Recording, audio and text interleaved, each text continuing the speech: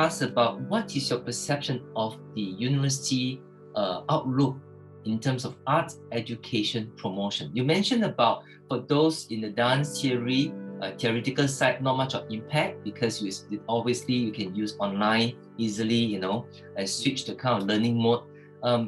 Maybe for the performances or maybe those that require more practice might have more impact. But in general, in South Korea, what do you see the outlook of the arts education development in university sector? It's quite broad question. Actually, it's a very broad question. Yes. I don't know yeah, it's hard to predict, of course. Yeah, very hard to predict. But when I talk with my friends in UK or Germany or in US, and many of them actually many of my friends there I realized actually in the past of course they knew the Korea or Asia before, but because of the COVID-19, actually the many Asian countries actually they respond to the COVID-19 relatively well compared to Europe or US, and then they look at the Asia something very differently. I realized, and then of course many of my friends, mainly they are academia, they are in the academia, and then they of course they are not stupid, but they ask again about why Korea or Singapore or Taiwan, why is it different to Europe or US? It is really common question. It was very common question, and then I realized actually that also they want to know more about value of Asia. That's interesting. And then of course, I mean, that is my topic. Actually, that is my topic. But I very often I ask to myself, so what is the Asian dance?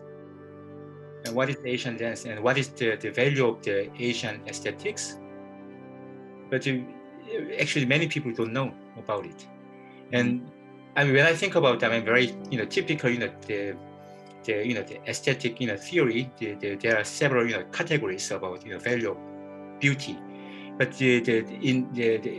especially in East Asian context, actually we had the same purpose for the art, is to find the beauty. It's just, yeah, I'm quite curious. Actually, when I look at the for example painting or dance, actually they're not so pretty or they're not beautiful, but they had a different value to the to the Western the Western value or whatever. And yeah, I'm curious about it. And then, but actually we lost these kind of things. We lost because we are already very Westernized in many ways.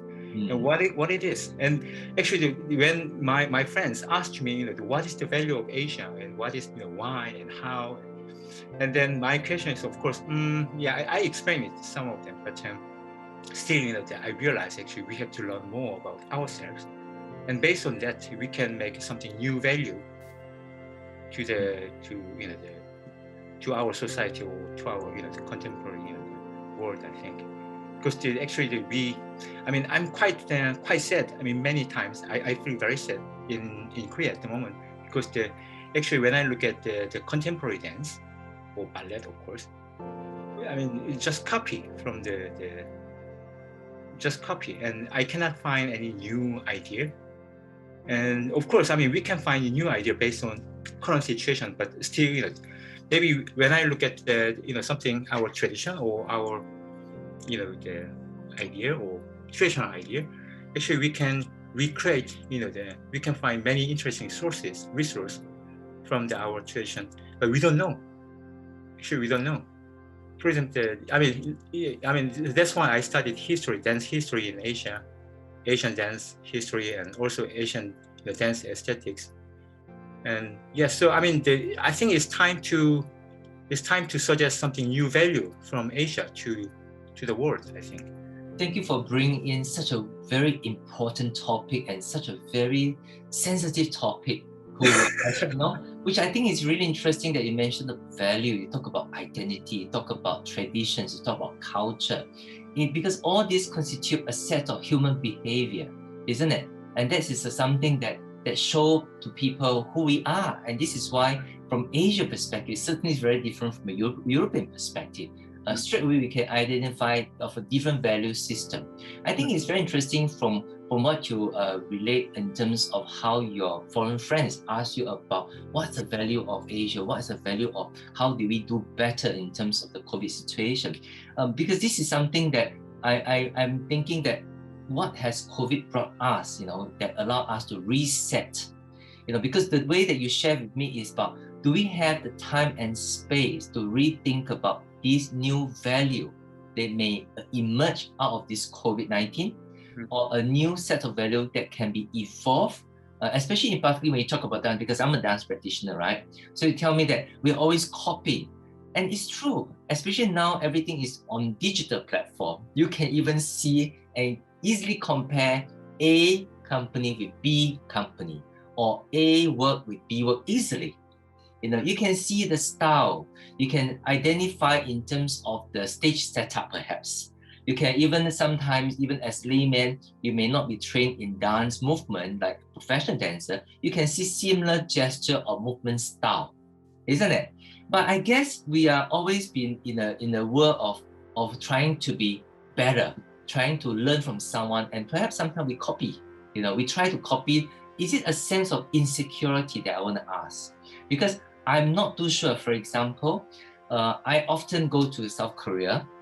For the last 20 years, I do realize that the first thing that I've heard from graduates of university, the first thing they want to go to Europe. You hardly hear any dance graduates say that they want to find opportunities in Asia. And then you will find some graduates will say, I want to venture this A company or B company. So I'm not too sure, is it because that from young or in our society, we always train them to look for that